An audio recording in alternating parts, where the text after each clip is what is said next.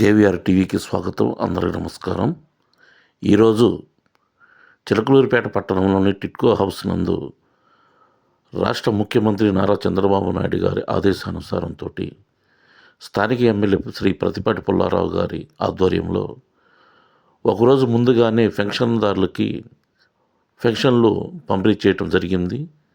అనగా 1వ తారీఖునే పెన్షన్లు పంపిణీ చేసేది ప్రతి నెల. అలాంటిది ఒకరోజు ముందుగానే 31వ తారీఖు పెన్షన్లు పంపిణీ చేయటం కూటమి ప్రభుత్వంలో జరుగుతుంది. ఈ కార్యక్రమంలో స్థానిక ఎమ్మెల్యే శ్రీ గౌరవనీయులు శ్రీ ప్రతిపాటి పుల్లారావు గారు, అలాగే చైర్పర్సన్ రఫానీ గారు, మున్సిపల్ కమిషనర్ గారు, స్థానిక కౌన్సిలర్ జంగా సుజాత గారు, నియోజకవర్గ సమన్వయకర్త నెల్లూరు సదాశివరావు గారు, మార్కెట్ యార్డ్ చైర్మన్ కరిముల్లా గారు, వైస్ చైర్మన్ పిల్లికోటి గారు, మద్దిపోయిన శివ గారు, పట్టణ పార్టీ అధ్యక్షులు సమద్ ఖాన్ గారు, మద్దుమాల రవి సెక్రటరీ గారు, వివిధ హోదాలో ఉన్నటువంటి తెలుగుదేశం పార్టీ నాయకులు, కార్యకర్తలు పాల్గొన్నారు. ఈ కార్యక్రమంలో మీ అందరికి ఒక మంచి వాతావరణం ఉండేటువంటి దానికి ఉపయోగపడుతుందనే ఇక్కడ ఏ కార్యక్రమం జరిగినా ప్రయారిటీ ఇక్కడ పెడుతున్నాం. ఎందుకు, దీన్ని బాగా ఒక మంచి సిటీగా డెవలప్ చేయాలని. ఇక్కడికి వచ్చినటువంటి మీ అందరికీ పెన్షన్లతో పాటు అన్ని కూడా ఇక్కడే ఇస్తాం. మీకు చాలా మంది ఇళ్ళు అడుగుతున్నారు, కొంతమంది ఏమో తాళాలు వేసుకొని దగ్గర పెట్టుకున్నారు. ఈ రోజు కూడా నాకు 10 మంది అడిగారు, నాకు ఇంటి స్థలం అనో ఇల్లు అనో. ఈ తాళాలు వేసుకున్న వాళ్ళు మొత్తం మార్చి ఏప్రిల్ లోపల అన్ని చేర్చాల్సిందే. మీరు కూడా చెప్పండి, తాళాలు వేసుకుంటే కుదరదు. వాళ్ళు చేరనన్నా చేరాలి, చేరే వాళ్ళకి ఇవ్వనన్నా ఇవ్వాలి. వాళ్ళు మళ్ళా మేము తాళాలు వేసుకుంటాం, ఇల్లు పాడు చేస్తామంటే కుదరదు. గవర్నమెంట్ డబ్బులై 500 రూపాయలకి ఇచ్చాం. ఈ 50,000 లక్ష కట్టిన వాళ్ళకి వెనక్కి డబ్బులు ఇప్పిస్తాం. చేరే వాళ్ళ చేత ఇప్పించండి. ఎవరైతే 50,000 కట్టిన వాళ్ళకి ఇల్లు తీసుకుంటారో, 1,00,000 రూపాయలు కట్టిన వాళ్ళకి ఇల్లు తీసుకుంటారో అవి వెనక్కి ఇచ్చేస్తాం. ఆ విధంగా ఈ సిటీని డెవలప్ చేసే దాంట్లో టాప్ ప్రయారిటీ పెట్టాము. రాబోయే రోజుల్లో ఇదే గుండెకాయ అవుతుంది చిలకలూరుపేటకి. ఇంకెటు పెరగటానికి లేదు. మొత్తం ఈ బైపాసు ఈ సిటీ సైడే పెరుగుతుంది. కాబట్టి ఇక్కడ ఉండే వాళ్ళకి భవిష్యత్తులో ఇల్లు కూడా దొరకదు. ఆ విధంగా ఇది డెవలప్ చేయబోతున్నామని నేను మీకు తెలియజేసుకుంటూ అందరికీ నమస్కారాలు పేరు పేరున.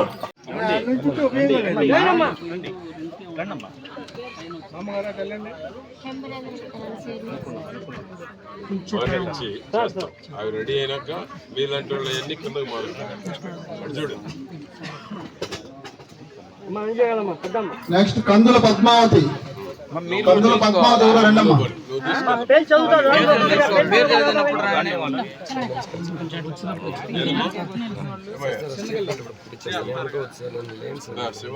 వార్డ్ ప్రెసిడెంట్ సెక్రటరీ ఇంకెవరు ఉన్నారో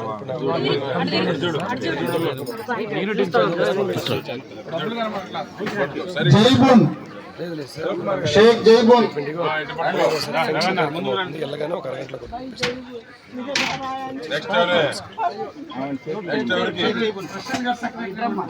తీసుకున్నావుగా ఇంకేంటి బాధ?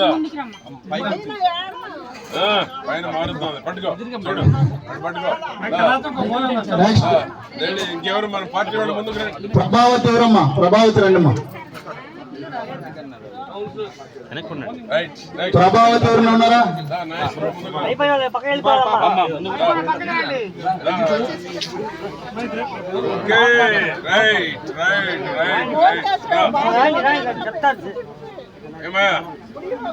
ప్రభావతి వచ్చారా? ప్రభావతి లేదు. వచ్చారు. నెక్స్ట్ సుశీల. నెక్స్ట్ ఏసే గారు ఫ్రీగా పెట్టి పంపించండి.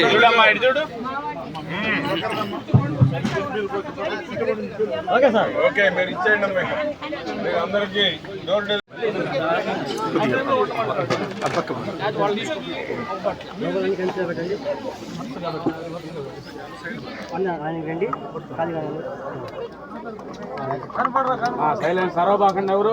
రాష్ట్ర వ్యాప్తంగా 1వ తేదీ ఆదివారం వచ్చిందని గౌరవ ముఖ్యమంత్రి గారు కూటమి ప్రభుత్వంలో ఒకరోజు ముందే ఇవ్వాలి. సుమారు 3,000 కోట్ల రూపాయలు పైబడి పెన్షన్లు సుమారు 67 లక్షల మందికి ఈరోజు రాష్ట్ర వ్యాప్తంగా పంపిణీ చేయడం జరుగుతూ ఉంది. రాష్ట్ర ఆదాయం ఉన్నా లేకపోయినా చంద్రబాబు గారికి ఉన్నటువంటి నమ్మకం, విశ్వాసంతో ఈరోజు అప్పు ఇస్తే అప్పు తీరుస్తాడు అనేటువంటి మనోధైర్యంతో ఆర్థిక సంస్థలు ముందుకొచ్చి ఈరోజు ఆర్థికంగా రాష్ట్ర ప్రభుత్వానికి వెసులుబాటు కల్పించబట్టి ఈరోజు పెన్షన్లు వాయిదా వేయకుండా 1వ తేదీ ఆదివారం వచ్చినా సెలవు వచ్చినా 31 పంపిణీ చేస్తారు. ఇది దేశంలో ఏ రాష్ట్రంలో అమలు చేయలేనటువంటిది, అమలుగా ఎక్కడ లేనటువంటిది ఆంధ్రప్రదేశ్లో మాత్రమే అమలు చేయడం జరుగుతూ ఉంది. ఆ విధంగా 4,000, 6,000, 10,000, 15,000 దేశంలో ఎక్కడా లేదు. ఒక్క ఆంధ్రప్రదేశ్లో తప్ప 28 రాష్ట్రాలు ఉన్నాయి, కేంద్రపాలిత ప్రాంతాలు 8 ఉన్నాయి. 36 రాష్ట్రాల్లో కూడా ఎక్కడా లేనటువంటిది ఆంధ్రప్రదేశ్ చంద్రబాబు గారి నాయకత్వంలోనే ఈరోజు ఇటువంటి కార్యక్రమాలు, వెల్ఫేర్, సంక్షేమం, అభివృద్ధి ఈ రాష్ట్రంలో జరుగుతున్న కార్యక్రమాలు ఇతర రాష్ట్రాల్లో ఉన్నటువంటి అందరికీ కూడా ఆంధ్రప్రదేశ్లో ఏం జరుగుతుందని పరిశీలించి ఆ రాష్ట్రాల్లో కూడా అమలు చేసేటువంటి పరిస్థితి వస్తూ ఉంది. ముందు చూపు ముఖ్యమంత్రి, అనుభవం కలిగిన ముఖ్యమంత్రి, దేశానికి ఒక రోల్ మోడల్ ముఖ్యమంత్రి ఆంధ్రప్రదేశ్కి ఉండటం ఈ రాష్ట్ర ప్రజల యొక్క అదృష్టం. పెన్షన్లే కాదు, తల్లికి వందనం, free bus, Annadata Sukhibhava, gas 3 సిలిండర్లు, అన్న క్యాంటీన్లు, 25 లక్షల ఉద్యోగాలు ఏ విధంగా ఇవ్వాలి అనేటువంటి దానికి 25 లక్షల కోట్ల పెట్టుబడులు 18 నెలల్లో తీసుకొచ్చి ఒక చరిత్ర సృష్టించి జాతీయ స్థాయిలో కూడా 25% పెట్టుబడులు ఆకర్షించినటువంటి రాష్ట్రంగా చంద్రబాబు గారు ఆంధ్రప్రదేశ్ మొదటి స్థానంలో ఉన్నారు. దేశ విదేశాల్లో ఎక్కడికి వెళ్ళినా ఆంధ్రప్రదేశే మేము వెళ్ళాలి, ఆంధ్రప్రదేశ్లోనే పెట్టుబడులు పెట్టాలి అనేటువంటి ఆలోచన తీసుకొచ్చినటువంటి ఘనత కూడా కేవలం చంద్రబాబు గారి మీద ఉన్నటువంటి క్రెడిబిలిటీ మాత్రమే. దానికి ఈ విధ్వంసం చేసేటువంటి జగన్మోహన్ రెడ్డి ఎక్కడో ఒక చోట ముందుకు పోకుండా 10%, 5% ఆ స్పీడ్కి బ్రేకులు వేస్తూ ఉన్నాడు. ఇది దుర్మార్గం. అభివృద్ధిని అడ్డుకునే ముఖ్యమంత్రి ఎక్కడ ఉండరు.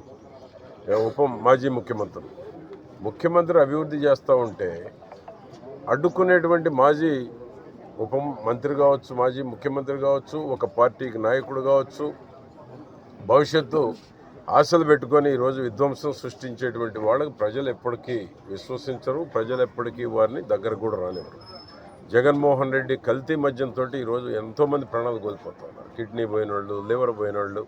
ఆనాడే డాక్టర్లు చెప్పారు, జగన్మోహన్ రెడ్డి ముఖ్యమంత్రిగా ఉన్న కాలంలోనే డాక్టర్లు చెప్పారు, దీని ప్రభావం 2-3 ఏళ్లలో చూడండి, ఎంతమంది ఇబ్బంది పడతారో, ఈ జగన్మోహన్ రెడ్డి మద్యం వలన ఎంతమంది ప్రాణాలు కోల్పోతారో అని ఆనాడే డాక్టర్లు స్పష్టంగా చెప్పారు. అది ఈరోజు మనం వాస్తవంగా చూస్తున్నాం. కిడ్నీ పోయిన వాళ్ళు, లివర్ పోయిన వాళ్ళు, హాస్పిటల్కి పోతే సడన్గా చనిపోతున్న వాళ్ళు. దీనికి కారణం ఏంటి? జగన్మోహన్ రెడ్డి నకిలీ మద్యం.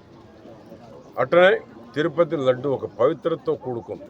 ప్రపంచం మొత్తం ఇతర దేశాల నుంచి ఎవరైనా వచ్చినా శ్రీవారిని దర్శించుకోవాలి, తిరుమల పోవాలి అనే ఆకాంక్ష ఉంటుంది. అటువంటి శ్రీవారి లడ్డూ కూడా కల్తీ చేసి ధనార్జనే ధ్యేయంగా, డబ్బు కోసం నేను ఏ పైన చేస్తాను, నాకు డబ్బే ముఖ్యం, నాకు ఏ చెడ్డ పేరు వచ్చినా పర్లా, నా పార్టీ అధికారంలో లేకపోయినా పర్లా, నాకు డబ్బు ముఖ్యం అనుకున్నాడు. ఈ దేశంలో అత్యంత ధనవంతుడు కావాలని కోరుకున్నాడు జగన్మోహన్ రెడ్డి. అందుకనే నకిలీ మద్యంతో ప్రాణాలతో చెలగాడాడు, ప్రజల ప్రాణాలతోటి పవిత్రమైనటువంటి లడ్డుని ఈరోజు ప్రజల దేశంలో కోట్లాది మంది భక్తుల మనోభావాలను దెబ్బతీశాడు.